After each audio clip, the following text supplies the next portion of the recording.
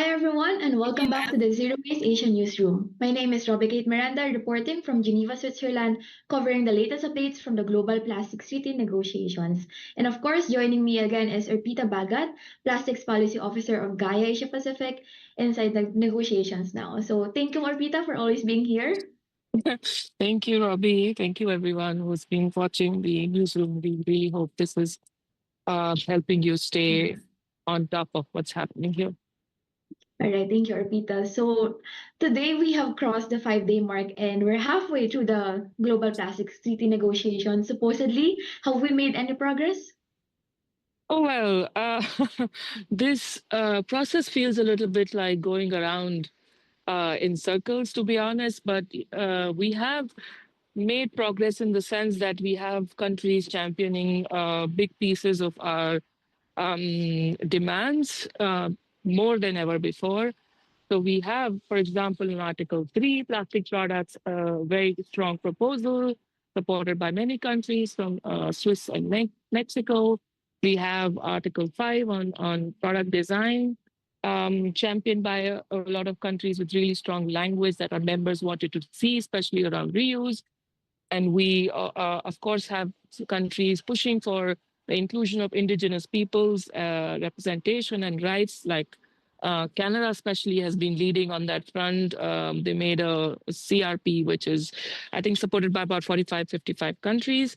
Interestingly, Indonesia has also supported inclusion of indigenous peoples, I think, in Article 5 on design.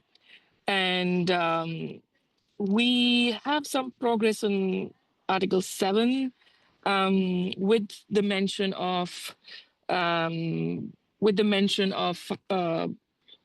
life cycle, mismanaged plastic waste, and product manufacturing, which is basically talking about the kind of leakages emissions that happen during the manufacturing of products, which is great.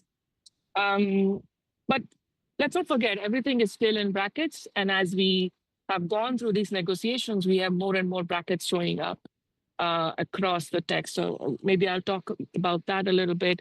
But it seems like we take a step forward and we take two steps back. And essentially, there is a lot of momentum. There's a lot of frustration. There's a lot of emotions right now in the negotiation room, but also outside, because as we've spoken before, a lot of these contact group discussions, which are informals, of course, and protected under Chatham House rules, are now moving to what is known as informal informals, which essentially looks like countries coming together and huddling and trying to negotiate. If I compromise on this front, on this article, then you have to compromise on something else. And we saw that kind of negotiation happening yesterday around contact group 2, for example, which is on Article 7, 8, 9, and 10.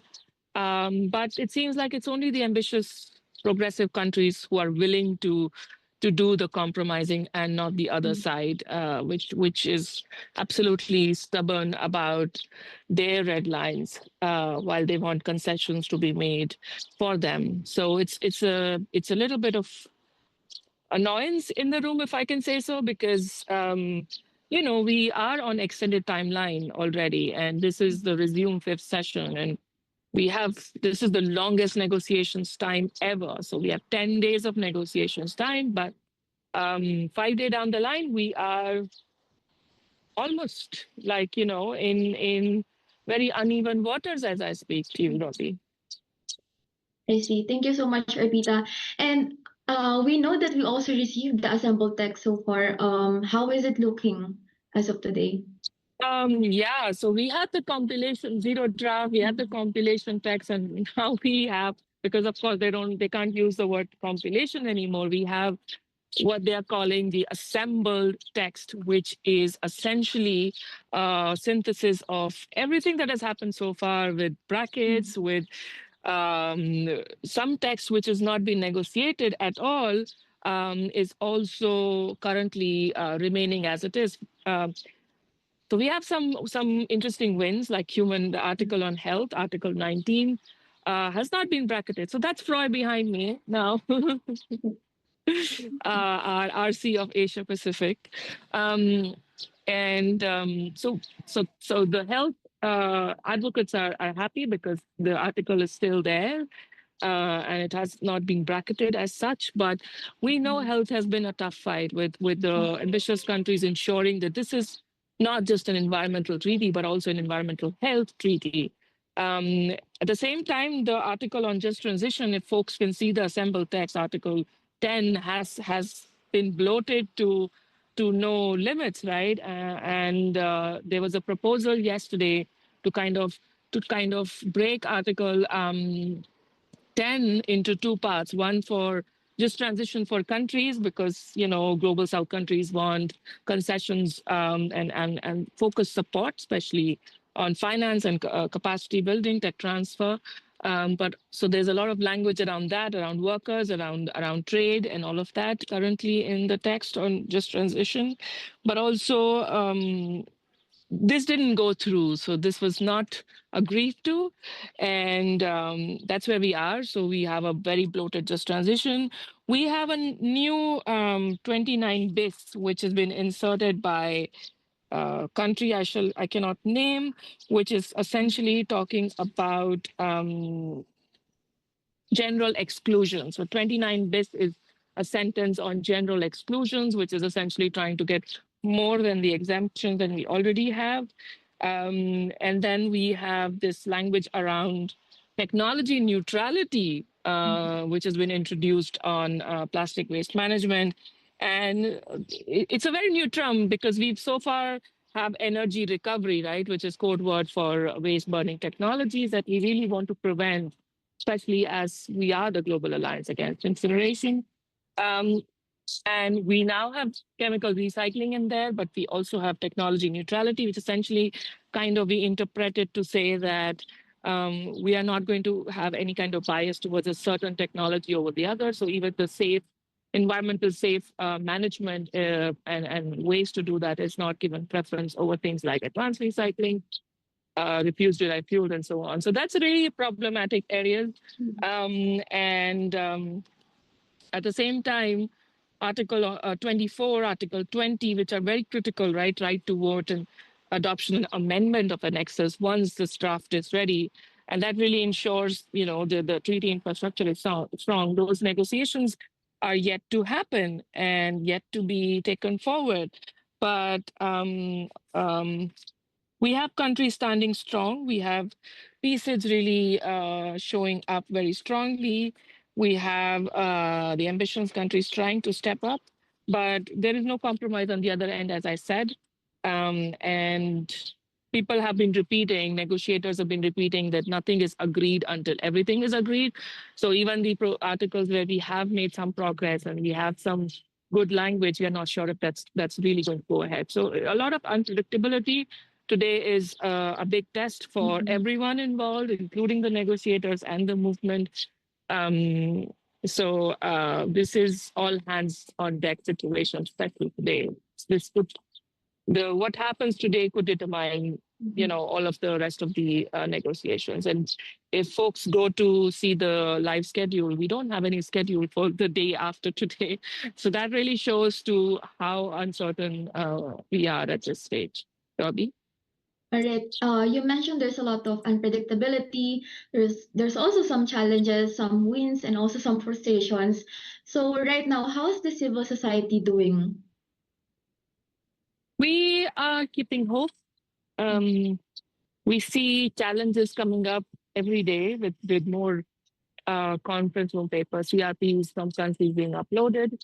And what's been very problematic in these negotiations, even though we have, like I said, large majority supporting really strong text, all text is given almost equal weightage, equal consideration, because we are currently operating in consensus-based decision-making and discussions in contact groups. So any country suggests anything, it's on the table. And that's really difficult because if we have majority supporting something good, that should take precedence over one country suggesting something terrible, but that's not the case.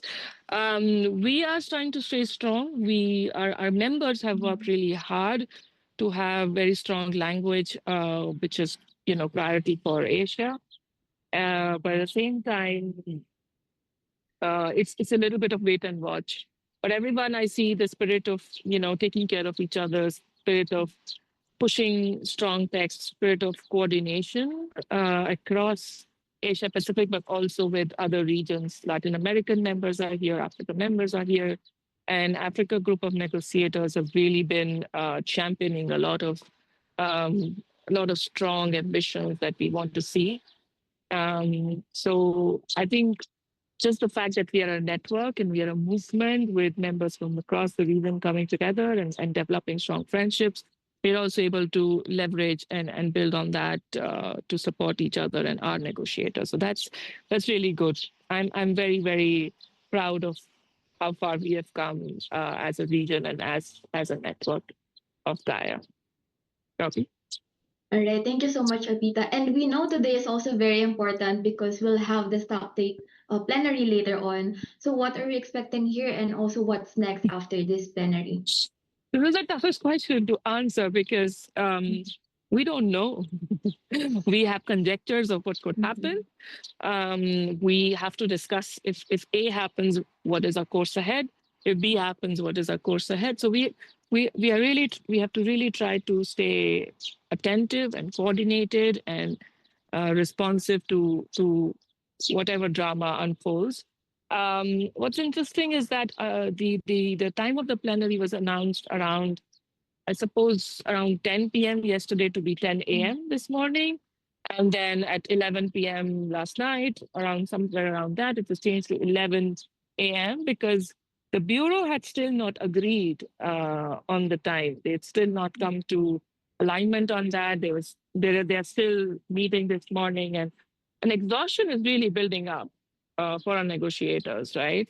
And that's one of the tactics of countries who do not want progressiveness, to build exhaustion, to build frustration. And so there is palpable tension inside and outside the negotiating rooms. And a lot of bilateral meetings are happening between countries, which can go either way. And as observers, let me remind everyone that for us, being in the negotiating rooms is a privilege, not a right. So, and these informals excludes us.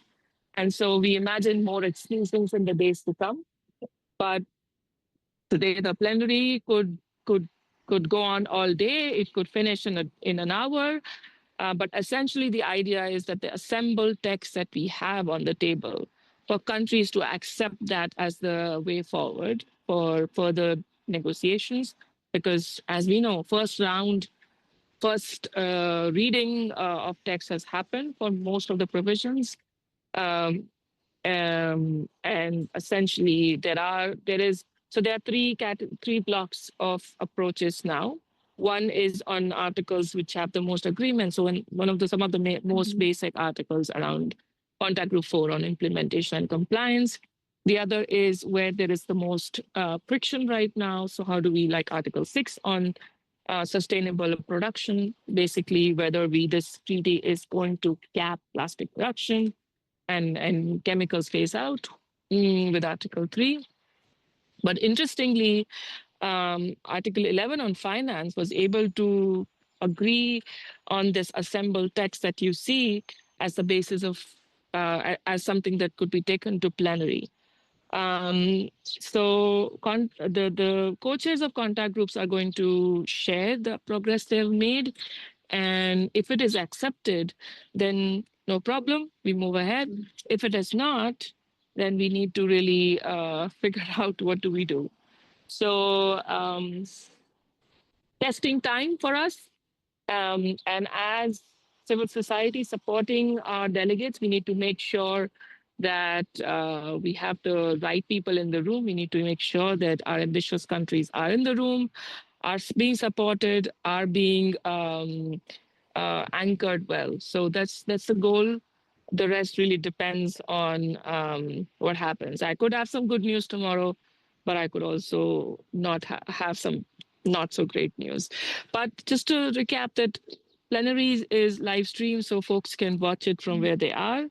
if they want to spoil their weekend or but we are going to be here and we are going to make sure that we are standing up for ambition. Robbie? All right, thank you so much, Arpita. And we will wait for more updates tomorrow about what's going to happen today.